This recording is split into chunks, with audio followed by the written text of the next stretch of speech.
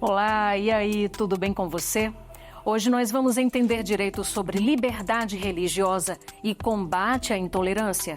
De acordo com o artigo 18 da Declaração Universal dos Direitos Humanos, toda pessoa tem direito à liberdade de religião, consciência e pensamento. A nossa Constituição Federal também estabelece a crença religiosa como um direito fundamental e a punição para quem a desrespeita está prevista no Código Penal. Eu sou Fátima Uchoa e te convido para ficar comigo e com os meus dois convidados a partir de agora, para a gente entender direito esse tema.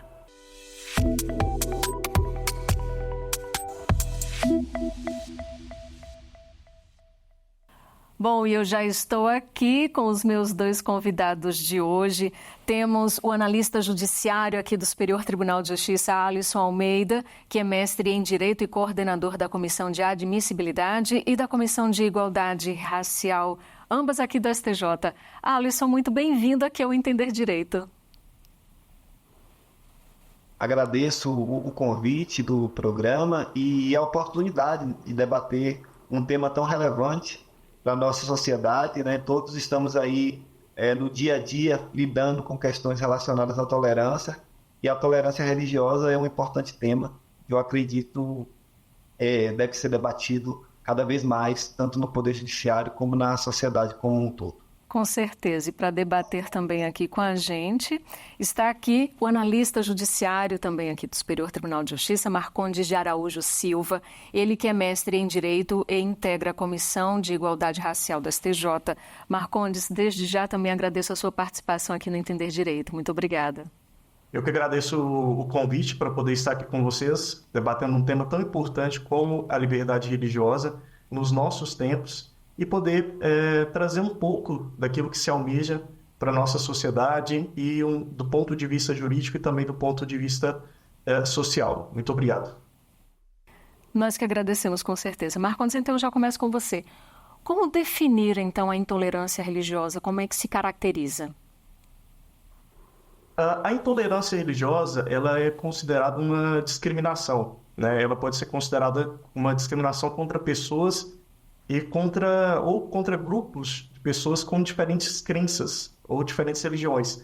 E ela é marcada principalmente por atitudes agressivas, atitudes que agridem outras pessoas, membros de um outro grupo, e que ofendem essas pessoas, né? Quando o indivíduo ouve uma outra religião se manifestar, ele não suporta, né? Ele não respeita essa fé alheia. E os intolerantes, eles trazem com eles algumas ideologias, algumas atitudes que tentam impor a sua fé em detrimento de outras crenças, consideram que outros rituais e outras práticas religiosas não seriam dignas de serem professadas, não estariam de acordo com aquilo que eles entendem como correto, pelo simples fato de não serem crenças, pelo simples fato de não serem uma religião hegemônica. Uhum. Alisson, o Marcondes falou aí que a intolerância é um tipo de discriminação, mas a gente sabe que para cada palavra tem o seu contexto, o seu significado, principalmente nesse âmbito jurídico. Eu queria então saber se há realmente diferenças entre esses conceitos de intolerância, discriminação e preconceito. No direito, né, nós costumamos falar que existem muitos conceitos jurídicos indeterminados, né? Então, esses conceitos eles costumam ser tratados como indeterminados, justamente porque não existe, em muitos dos casos, uma conceituação clara, né, totalmente clara sobre o que é determinado instituto jurídico. Então, costumam ser tratados como conceitos jurídicos indeterminados. A intolerância religiosa, eu não poderia dizer que ela é necessariamente um conceito jurídico indeterminado, mas também o conceito de intolerância religiosa do ponto de vista jurídico, ele não é tão claro quanto parece. O que percebemos é que, de fato, a intolerância religiosa, ela agrega uma série de outros conceitos dentro do direito que são conhecidos, inclusive tratados pelo próprio senso comum e pela sociedade como intolerância religiosa. Então, o que na verdade nós podemos fazer é apontar elementos distintivos desses subconceitos que fazem parte de um grande conceito de intolerância religiosa. Podemos dizer que a discriminação religiosa é uma espécie de intolerância religiosa. O próprio preconceito religioso ou até mesmo o racismo religioso são espécies de um grande conceito que é a intolerância religiosa, né, que foi tratada pelo Dr. Marcondes. E como especificar o que seria a distinção, né, de discriminação religiosa e preconceito religioso, por exemplo? Percebemos, inclusive, diversos instrumentos jurídicos e até leis e tratados internacionais apresentam algum conceito sobre estes conceitos, né, sobre esses institutos jurídicos. Então, a discriminação religiosa, ela consiste em impedir o acesso a cargos, empregos, ou a estabelecimentos públicos, por exemplo. Né? A discriminação religiosa consiste em negar o atendimento em locais públicos. Né? Ela consiste, de fato, em o impedimento de acesso. Então, quando a gente tem a discriminação religiosa, estamos falando de uma conduta que impede alguém, por exemplo, de acessar determinado direito, de acessar determinado local. O preconceito religioso, por sua vez, é uma atitude, né, de não aceitar a religião alheia. Né? É uma atitude onde o agente se manifesta por meio de críticas, de piadas, de agressões verbais, de agressões físicas, né, de ataques. Então, o preconceito religioso ele é muito mais uma agressão, uma manifestação. Né? E já a discriminação religiosa está mais relacionada com o impedimento de acesso ou impedimento da fruição de algum direito constitucionalmente ou legalmente estabelecido. Alisson, ainda com você, eu gostaria de saber o que é que identifica, afinal de contas, né? O que é que configura objetivamente o cometimento da intolerância religiosa, né? Desse tipo de crime. Muito bem. A intolerância religiosa, ela é um termo que ficou popularmente conhecido, né? O crime de intolerância religiosa. Mas, a rigor, a legislação que trata dos crimes, né, relacionados à intolerância religiosa, ela tem uma nomenclatura muito específica para tratar desses crimes. E quando a gente fala de direito penal, o tipo penal ele é muito importante. Né? No direito penal, a gente não trabalha com analogias. Né? Então, o tipo penal ele tem que ser muito específico para que o agente possa ser enquadrado naquele tipo penal. Então, a primeira observação que eu gostaria de fazer é de que os crimes eles não estão exclusivamente previstos no Código Penal. Então, o crime ele pode estar, inclusive, previsto em legislações esparsas, né, que também vão abordar condutas consideradas como crime e passíveis de pena de prisão. No Código Penal, nós temos um crime que é intitulado pelo Código Penal como na verdade, o Código Penal ele trata do crime de ultraje a culto, impedimento ou perturbação de ato a ele relativo. Então, esse é o tipo penal. Né? Qual é o tipo penal? Tratar crime de ultraje a culto e impedimento ou perturbação a ato a ele relativo. A Lei 14.532 de 2023, né, que alterou a Lei 7.716, que trata dos crimes raciais, essa lei, né, ela também tem um tipo penal específico que está dentro dessa ideia de intolerância religiosa, que é o crime de injúria racial, né, que consiste em ofender a dignidade ou o decoro de alguém em razão da raça ou etnia ou procedência nacional. Então, a rigor, não há um tipo penal com a nomenclatura intolerância religiosa. Nós temos esses crimes, né, que são crimes relacionados à intolerância religiosa, e eles vão tratar de condutas e práticas específicas. Eu posso exemplificar aqui o que está previsto no Código Penal, no artigo 208, do Código Penal. Vou até fazer uma breve leitura desse artigo, só para exemplificar o que é objetivamente essa conduta. Artigo 208. Escarnecer de alguém publicamente por motivo de crença ou função religiosa, impedir ou perturbar cerimônia ou prática de culto, vilipendiar publicamente ato ou objeto de culto religioso. Então, essas condutas, objetivamente, elas configuram o crime contra o sentimento religioso, o crime de ultraje a culto, impedimento ou perturbação a ato a ele relativo. É uma conduta muito específica, que é considerada um crime contra o sentimento religioso.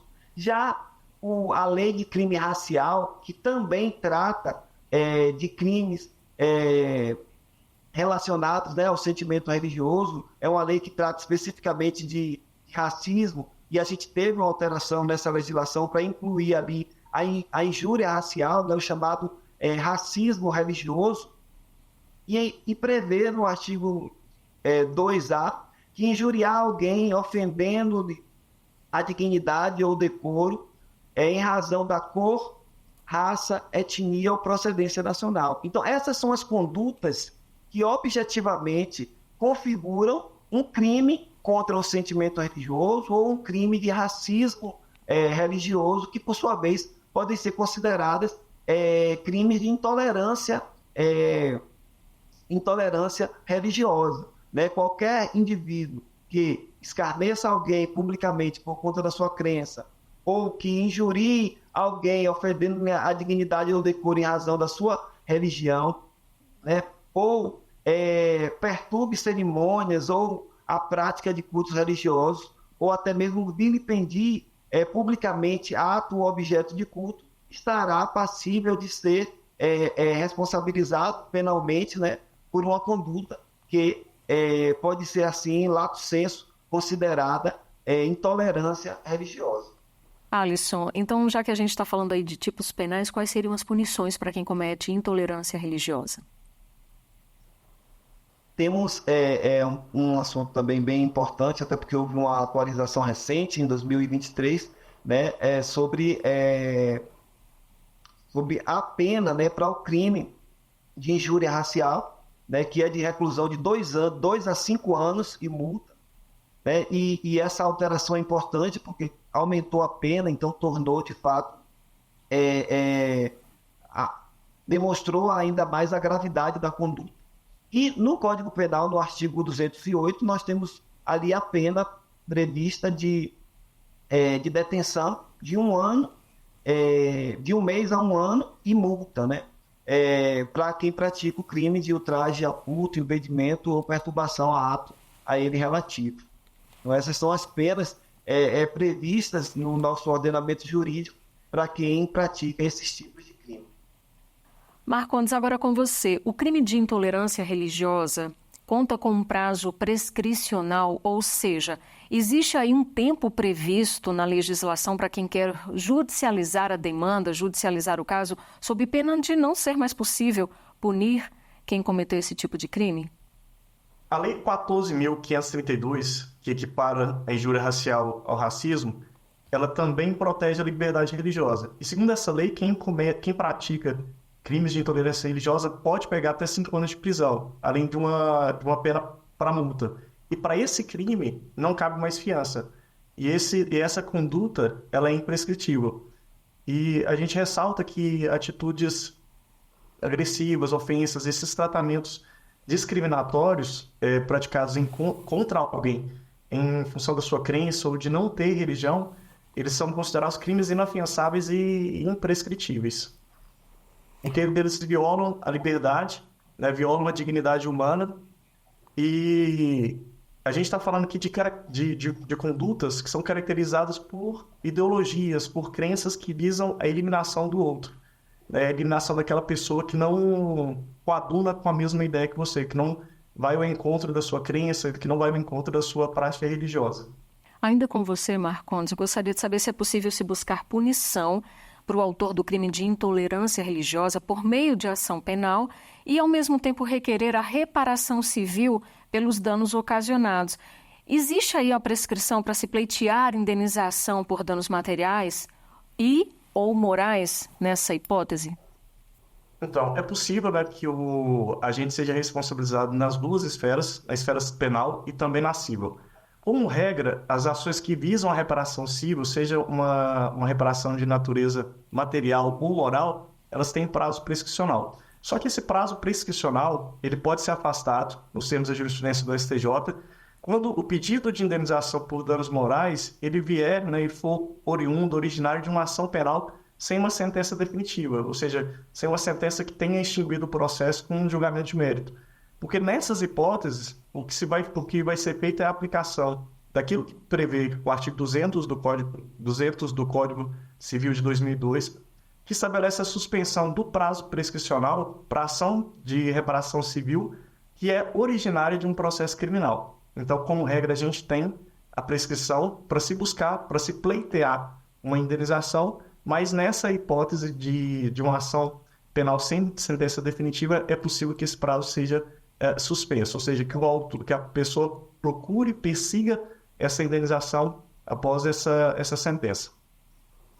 Alisson, ainda na esfera civil, a gente tem legislações aí estaduais que prevêem situações ou sanções administrativas, melhor falando, para a prática de intolerância religiosa. Temos aqui no Distrito Federal uma lei, né, distrital de 2023 com esse contexto. Além disso, há diplomas legais mais amplos que regulamentam a liberdade religiosa em nível estadual, como é o caso do estado de São Paulo.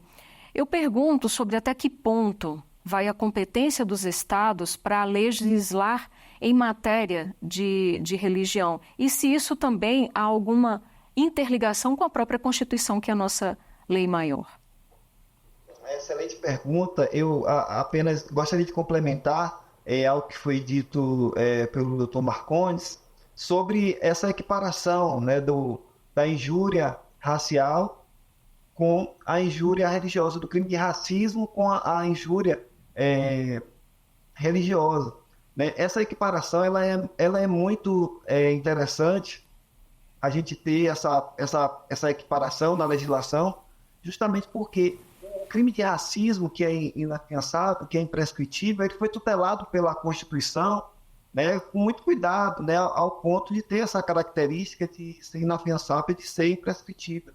E no momento em que a religião, no momento em que a legislação faz essa equiparação, reconhece que também há essa importância, né, na tutela da liberdade religiosa. E ao passo que também acaba por reconhecer que o Brasil, por ser um país tão desigual e ser um país que ainda tem muito racismo, né, ele reconhece a proximidade que existe entre esses dois institutos. Né? Não à toa a gente percebe que muitos casos de intolerância religiosa estão relacionados ali com o próprio racismo. Né? Então, essa equiparação ela é pertinente, né, e ela demonstra a importância que a liberdade religiosa também tem dentro do nosso ordenamento jurídico. Né? Sobre essa pergunta das legislações que tratam, legislações estaduais, né, que tratam da intolerância religiosa, primeiro importante observar de que há uma distinção entre o que é o crime de intolerância religiosa e a repercussão que a intolerância religiosa pode ter em outras esferas, né? Pois sabemos que o Brasil é uma federação e a competência para legislar sobre matéria criminal ela é uma competência privativa da União. Então, os estados eles não vão estabelecer legislações que criem tipos penais ou que, de alguma forma, possam inovar em relação a essas condutas consideradas como crime. Né? Isso é, de fato, uma competência da União. Na esfera administrativa, por sua vez, os estados possuem competência, sim, para legislar sobre isso, e eles podem fazer legislações que, do ponto de vista administrativo, tragam algum regramento, algum tratamento para essas condutas consideradas intolerância religiosa. Como foi bem colocado, aqui no Distrito Federal nós temos uma legislação que estabeleceu multa, né, para os estabelecimentos que pratiquem essa conduta, né, pessoas, né, responsáveis por esse estabelecimento que, de alguma forma, discriminem pessoas por conta da religião, serão multadas, né, assim como temos legislações assim em outros estados, e é perfeitamente possível e harmônico que esses estados legislem sobre essas matérias administrativas, né, de forma, inclusive, complementar, no sentido de não... eles podem legislar, mas não podem ter uma legislação que, em alguma medida, se contraponha a uma legislação federal que já trate daquela matéria. Da mesma forma, os municípios também possuem uma competência suplementar que, de acordo com a sua realidade local, eles também podem ter determinados regramentos, né? Mas isso tudo está relacionado com a própria harmonia que deve existir entre as diversas esferas de poder, né? Então, os municípios, eles têm uma área de atuação, o próprio Estado, os estados também possuem uma área de atuação, assim como a União também tem o seu regramento, as suas possibilidades de regramento ali tratadas na Constituição, né? Não necessariamente, inclusive, uma legislação de um Estado deve ser perfeitamente harmônica com a legislação de outro Estado, porque eles possuem peculiaridades que vão permitir que eles tenham legislações distintas, inclusive, por exemplo, com valores de multas para quem pratica esse tipo de conduta, né? Multas diferenciadas, né? de Estado a Estado. Não há problema em relação a isso, não significa ali um comprometimento da harmonia, né, que deve existir no país. Mas o que é, de fato, relevante é que a competência dos estados não é na esfera criminal, é uma competência administrativa, né, legislar em matéria administrativa, como de fato ocorreu aqui no DF, e isso não compromete, nem há nenhum tipo ali de antinomia, né, entre as legislações estaduais, ou seja, conflito de normas entre essas legislações, porque de fato cada estado possui a realidade, né? Diferentemente do que acontece, por exemplo, em federações como os Estados Unidos, né, onde cada estado pode ter ali o seu próprio código penal, né? A gente percebe isso. Alguns estados, inclusive, têm penas de morte, outros estados não têm pena de morte. E aqui no Brasil nós temos uma uniformização em relação à matéria penal, mas em matéria administrativa não há nenhum problema, e é muito bem-vinda essa legislação para que essas condutas sejam também repelidas na esfera administrativa, né? Eu considero que a legislação atual aqui do DF, inclusive, é uma legislação vanguardista no sentido de proteger essa esfera, né? Para que as pessoas também não se escondam, pessoas físicas não se escondam atrás de pessoas jurídicas para praticar condutas como racismo e intolerância religiosa.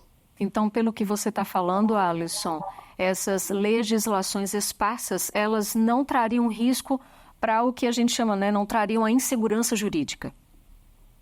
Não, de forma nenhuma. Não traria insegurança jurídica, porque todas as legislações, sejam estaduais, municipais, elas guardam, na verdade, o compromisso de não violarem o que está disposto na Constituição Federal, né? Então, todas essas legislações devem estar em harmonia com o regulamento da Constituição, e é isso que possibilita que não haja confronto, né, entre essas legislações, né? Uma das principais competências do STJ, aqui na uniformização da jurisprudência nacional, é uniformizar os entendimentos sobre a legislação federal. Então, a legislação federal é aplicada em todos os estados, e a aplicação dessa legislação federal precisa ser uniforme, né, o mais uniforme possível. O STJ existe, inclusive, para isso. Mas as legislações estaduais, elas contemplam as realidades estaduais, e elas guardam consonância com a Constituição, mas individualmente podem ter regramentos distintos, sem comprometimento da segurança jurídica ou comprometimento para a ordem jurídica como um todo. Alisson, o Conselho Nacional de Justiça editou a Resolução 440 de 2022, que trata da política de promoção à liberdade religiosa e o combate à intolerância no âmbito do Poder Judiciário brasileiro.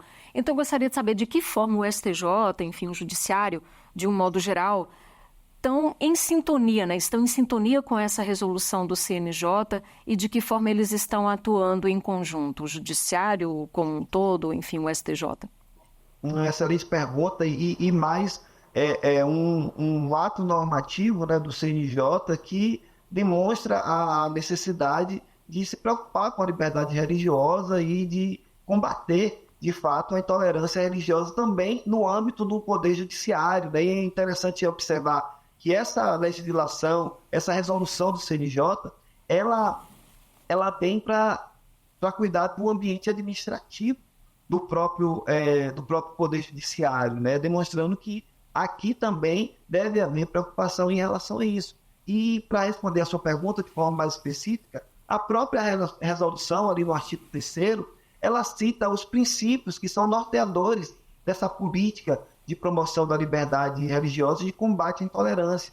Então, reconhecer a promoção da diversidade, o reconhecimento, né, e a promoção da diversidade e da liberdade religiosa, né, proposição de ações, de políticas de enfrentamento à intolerância religiosa, né, adoção de medidas administrativas que garantam a liberdade religiosa no ambiente institucional. São medidas que são recomendadas pela resolução e, ao nosso sentir, o STJ, na medida em que cria políticas internas de proteção dos direitos humanos, como é o caso do Humaniza, por exemplo, avança nesses princípios, né, e avança nessas determinações do CNJ de proteger a liberdade religiosa, né? Então, percebemos aqui, principalmente no tribunal, essas ações, né, de capacitação, ações educacionais, né, cursos de formação que tratam do tema de liberdade religiosa, né, de combate à intolerância religiosa, no sentido de formar o próprio servidor, né, de trazer essas informações aos usuários, né, do serviço do STJ, e, inclusive, a própria resolução também traz no artigo 4º, né, uma determinação de que os cursos de formação abordem, né, essa temática da liberdade religiosa, inclusive com uma abordagem relacionada ali com um sincretismo religioso, no sentido de não focar em temas relacionados a uma religião ou outra, né, mas de abordar as mais diversas religiões, né, claro, respeitando a autonomia das escolas, né.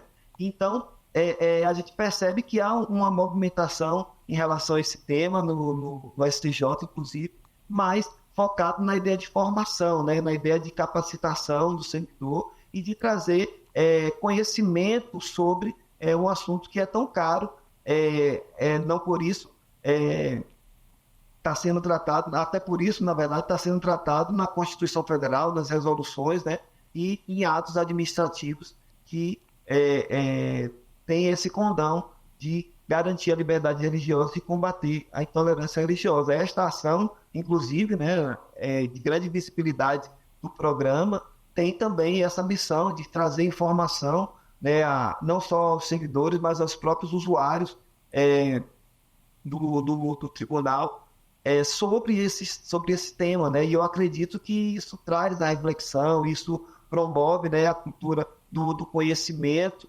e acaba por desmistificar preconceitos, né, e recomendar e incentivar que as religiões e as pessoas, principalmente, né, sejam respeitadas independente das suas crenças.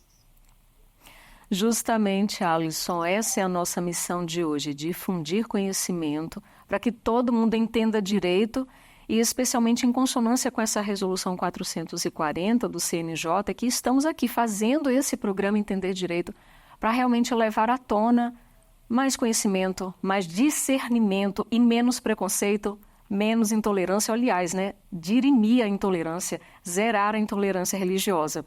Bom, mas além de ressaltar o combate à intolerância, essa resolução do CNJ 440, Alisson, ela enfatiza a promoção à liberdade religiosa. E nesse sentido, eu gostaria de que ambos, tanto você, Alisson, quanto o Marcondes, abordassem quais são os limites dessa liberdade de manifestação religiosa. Ela A propósito, ela é absoluta ou tem limitações também, respeito ao espaço do outro? Enfim, eu gostaria de ouvir vocês dois, começando por você, Alisson, por favor. Ok.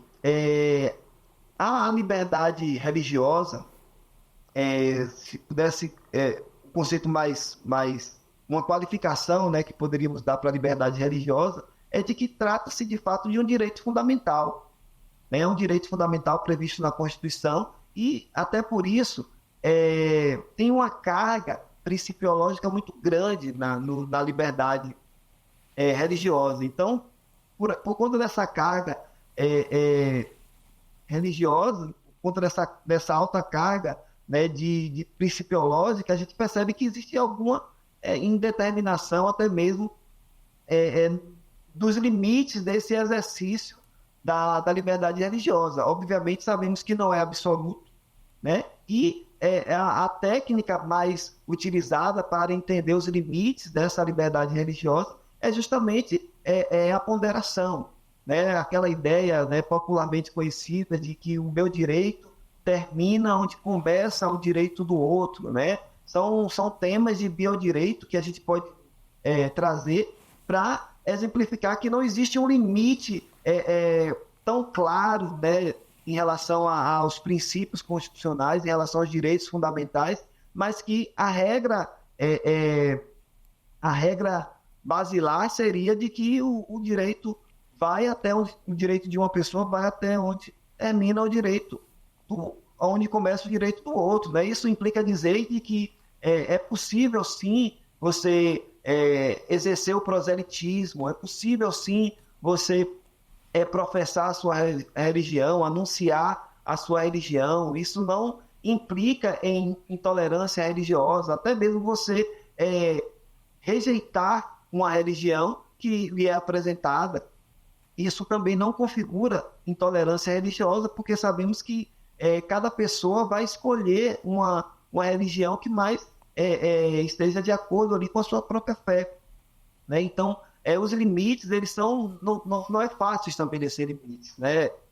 Claros para o exercício da liberdade religiosa. Mas a intolerância religiosa, ela consiste justamente naquele espaço, naquele limiar, onde o exercício do meu direito de liberdade religiosa implicaria, por exemplo, na extinção da religião de um ou do outro, ou no impedimento, né, de que esse outro exerça a sua liberdade ou que preste culto, né? Na medida em que o exercício da minha religião impede que outras pessoas exerçam as suas próprias religiões, né, exerçam seu próprio direito de liberdade de culto, de manifestação, de crença, aí o direito passa a tutelar e dar limites para essa conduta, né? Eu acho interessante quando a resolução do CNJ que foi mencionada, ela diz que é desejada, né, a adoção de medidas administrativas que garantam a liberdade religiosa no ambiente institucional.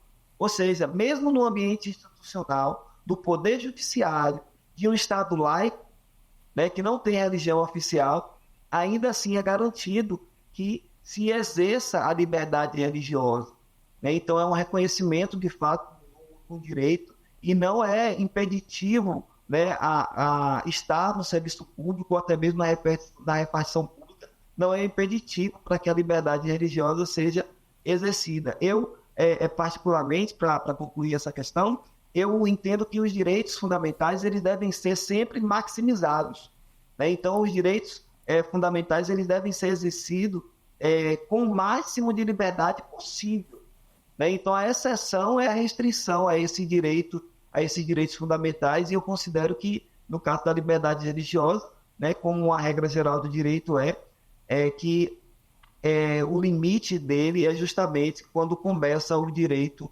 do outro, né, para que todos possam exercer de forma harmônica a sua liberdade e, sinceramente, num país tão diverso, tão eclético, né, como o nosso, né, tão miscigenado, né, com tanto sincretismo religioso, inclusive, que vemos por aí, é perfeitamente possível que as religiões convivam, né, e que as pessoas não apenas exerçam a sua liberdade religiosa, mas também garantam que os outros, né, que todos possam exercer as suas próprias liberdades. Eu gostaria de ouvir agora você, Marcondes, em relação à liberdade da manifestação religiosa. Em sua avaliação, ela é absoluta? Enfim, quais as suas considerações? Eu considero que a liberdade religiosa ela não é absoluta, né? Assim como outros direitos fundamentais que nós temos. Nós temos o exemplo do direito à vida, que não é um direito absoluto, né? Em caso de guerra declarada, a gente tem a possibilidade de ter a pena de morte. Então, a gente não está diante de um direito absoluto.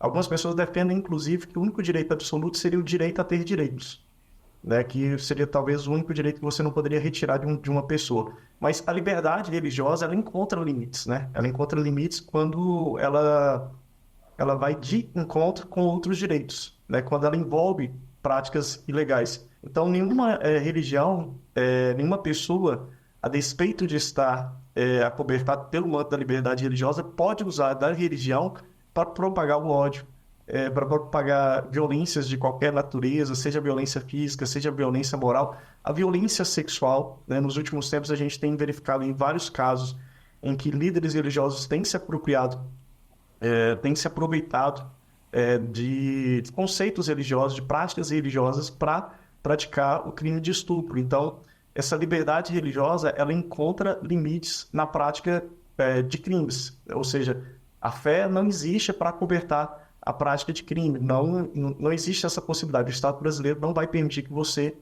use a sua religião para colocar em risco a vida de uma outra pessoa, como eu mencionei, a integridade física, moral, a integridade sexual, ainda que a pessoa demonstre um certo consentimento. Porque no caso dos crimes de natureza sexual, a gente percebe que existe ali todo um condão de fraude, né? É um estupro mediante fraude. Então a pessoa ela não pratica aquela relação sexual porque é um desejo dela, mas porque ela acredita que é uma manifestação sobrenatural, uma manifestação divina. Para além disso, dentro daquilo que se colocou como laicidade, a gente verifica que a liberdade religiosa ela também encontra limites, a liberdade religiosa encontra limites na relação com o Estado.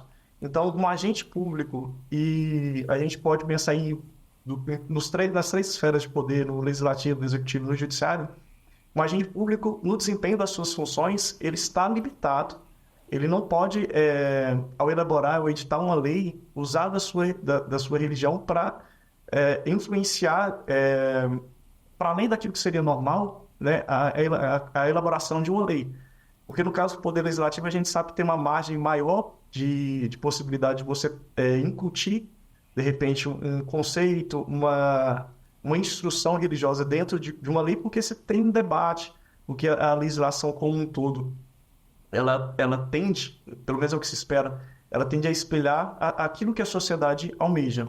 Mas essa relação ela deve ser evitada. Então, quando do julgamento de um processo, já que a gente está falando especificamente no caso do Poder Judiciário, né, o magistrado, o assessor, aquela pessoa, o operador do direito, ele vai se guiar pela Constituição, ele vai se guiar pelas normas que são estabelecidas pelo direito, que foram postas pelo direito. Ele não vai se guiar pelas suas crenças.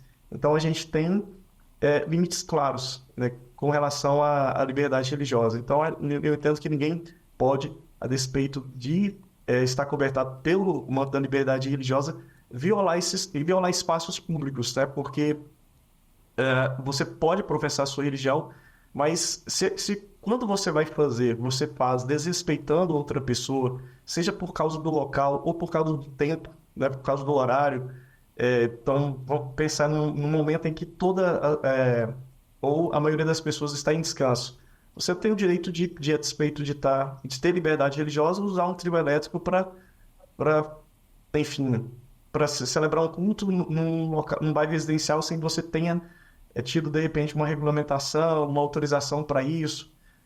Se foi já agendada se a gente já tem agendada para um determinado local uma atividade religiosa, um outro grupo religioso não pode ir ali para tentar um confronto com aqueles que ali já estavam, com aqueles que ali já programavam a atividade religiosa. Em síntese, não estamos diante de um direito absoluto. Marcondes, a gente está falando aí de religião, mas tem também um termo que é a seita, e muita gente ainda difere seita de religião. Em termos de tutela, de proteção e de cobertura penal, existe realmente essa distinção entre esses dois conceitos? É, a resposta objetiva seria não. A religião, ela é definida por algumas pessoas como um conjunto de princípios, como um conjunto de crenças e práticas de doutrinas religiosas, né? Que aí tem como fundamento alguns livros sagrados, que vão unir algumas pessoas dentro de uma comunidade moral. E aí algumas pessoas dão para essa comunidade o nome de igreja, por exemplo. Uma seita, ela é considerada como um grupo de pessoas que segue uma doutrina, uma ideologia, um sistema de crenças que vai divergir daquilo que é convencional, daquilo que é seguido pela maioria, ou seja, daquilo que em tese é hegemônico, ou que costumeiramente a gente chama de religião. Inclusive o termo seita muitas vezes é usado dentro do proselitismo para se referir a uma outra religião, tentando demonstrar que aquela religião não seria a religião correta. Então, geralmente uma seita ela surge quando um ou mais indivíduos começam a pregar ideias diferentes daquilo que é tradicional e atrai seguidores para uma nova forma de pensamento. Então a gente tem esse termo tanto dentro do âmbito religioso, né? Então uma seita religiosa, quanto uma seita política, filosófica, moral.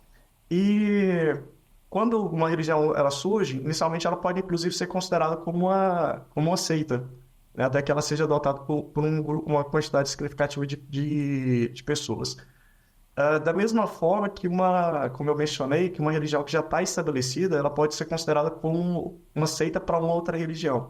Então, para fins penais, essa diferenciação conceitual ela não deve ser considerada. O que deve ser considerada é a conduta do agente, né? É o seu intuito, é o seu dolo de ultrapassar o proselitismo religioso e violar direitos e garantias fundamentais daquele outro grupo religioso, direitos da personalidade, né? Violar a integridade física, a integridade psíquica, moral, enfim, né? Ultrapassar o mero convencimento. Marcondes, no caso da gente aqui, né, no Brasil, as políticas públicas são voltadas aí em prol de um Estado laico quando se referem à promoção da liberdade religiosa e o combate a essa intolerância religiosa. Então, eu gostaria que você definisse, né, como seria, então, essa laicidade do Estado.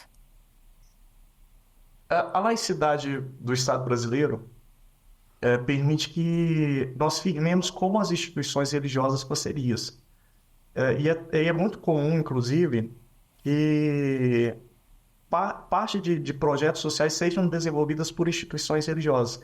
Dentro do campo educacional, dentro do campo de saúde, a gente tem as Santas Casas, a gente tem dentro dos campos de reabilitação, algumas pessoas que são dependentes químicos são tratados dentro de instituições religiosas. Então, a gente tem uma laicidade de cooperação.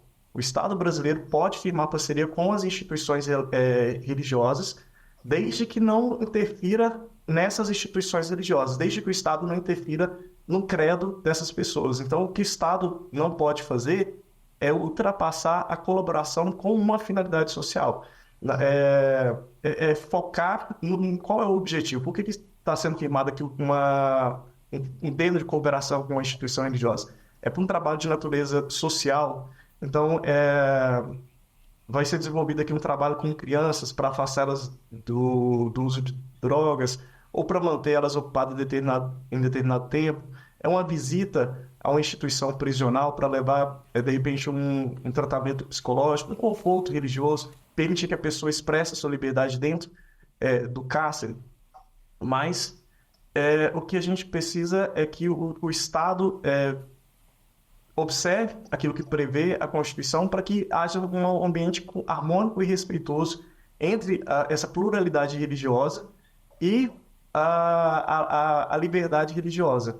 Não se deve permitir qualquer ato que viole, né, um direito fundamental a despeito de a pessoa estar em cooperação com o Estado. Inclusive, dentro dessa sistemática, a gente pode recordar do que prevê o preâmbulo da Constituição, né? No preâmbulo da Constituição existe uma menção a Deus, mas o texto constitucional, o Estado brasileiro não faz a adoção de uma religião oficial. Nós não temos uma religião oficial no Brasil, embora algumas constituições anteriores tenham feito isso. Na nossa Constituição, nós não adotamos uma religião oficial. Falando então, pegando esse gancho aí do Marcondes, por favor, Alisson, sobre esse histórico justamente das 7 constituições do nosso país e a respeito dessa evolução da laicidade. Pronto. Vamos tratar dessa questão, mas apenas para complementar, é interessante a gente observar que o Estado ele é laico, ele não tem uma religião oficial, mas ele assegura não apenas a liberdade religiosa, mas ele tem uma série de previsões dentro do ordenamento jurídico, inclusive dentro da própria Constituição, que favorecem o exercício dessa religião, das religiões, né, como um todo, como a imunidade tributária. Então, os templos de qualquer culto, eles têm imunidade tributária garantida pelo Estado.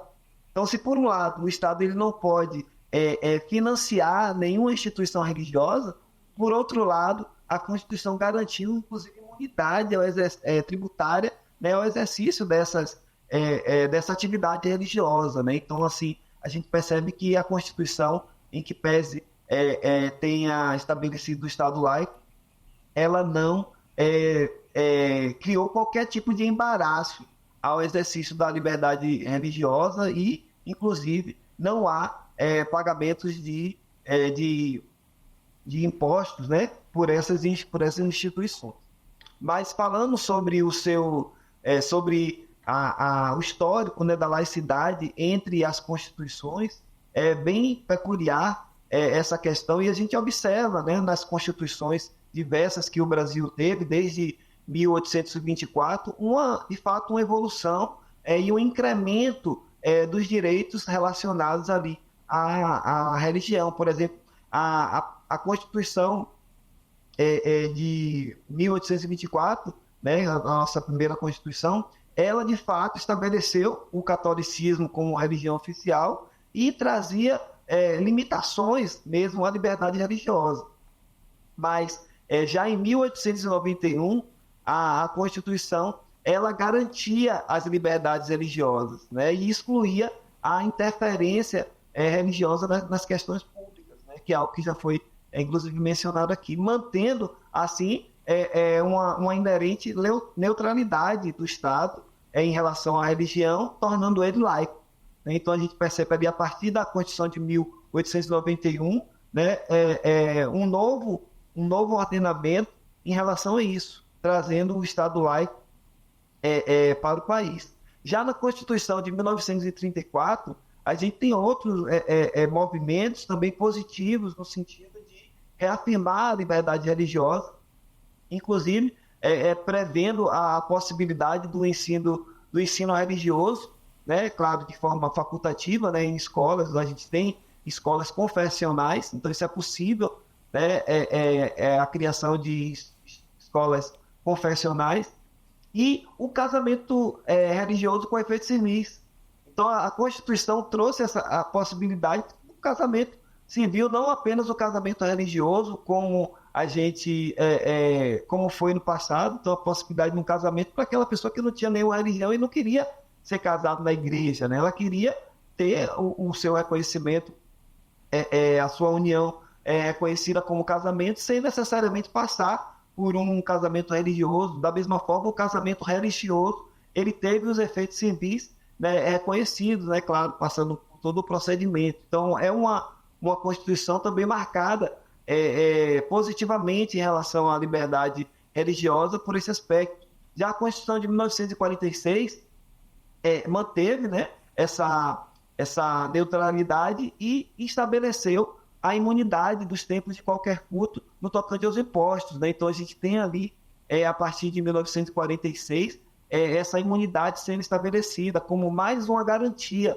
né? Imagine que se não houvesse essa imunidade e eventualmente fosse criado uma taxa, um imposto para os templos de qualquer culto, né? Seria talvez uma forma do Estado atacar, né, determinada religião, e isso algo que não pode acontecer, porque a própria Constituição ali a partir de 1946, tornou os templos, né, de qualquer culto imunes aos impostos do Estado.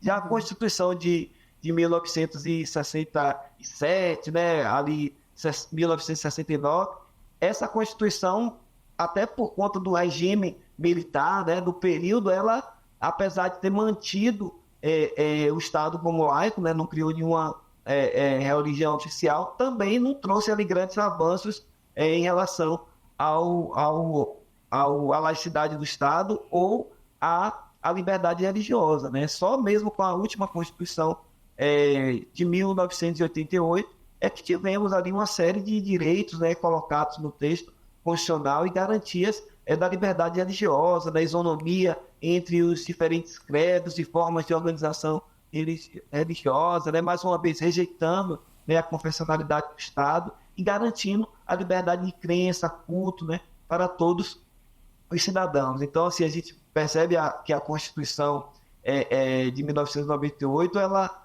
consagra, mais uma vez, a liberdade religiosa, mas trazendo outros elementos para esse direito de liberdade religiosa. Não à toa, a Constituição de 1988 é conhecida como uma Constituição garantista, né? Porque ela visa não apenas trazer o direito, não apenas criar normas e direitos fundamentais, mas também garantir o exercício desses direitos, né? Então, a gente percebe uma evolução positiva em relação à laicidade do Estado e também uma evolução positiva e significativa em relação às garantias que estão inerentes à liberdade religiosa, né? De fato, é um texto que eu considero que é tão bom o texto da Constituição Federal em relação aos direitos fundamentais que, aparentemente,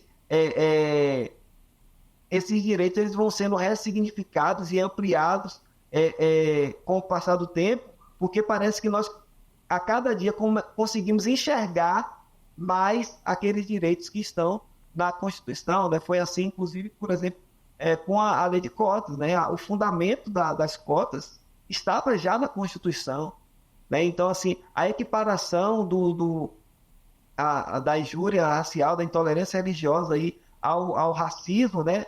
Isso já estava na Constituição, essa ideia de proteção, né, desses direitos fundamentais, com esse grau de proteção, já estava lá no texto, né? Não é um texto novo, né? É um texto que já estava lá e nós estamos, parece que com o passar do tempo a gente vai percebendo a grandeza desse texto que torna o Estado cada vez um Estado mais garantidor, né? Um Estado prestacional, um Estado que tem que agir não apenas para criar um direito, mas também para garantir o exercício desse direito.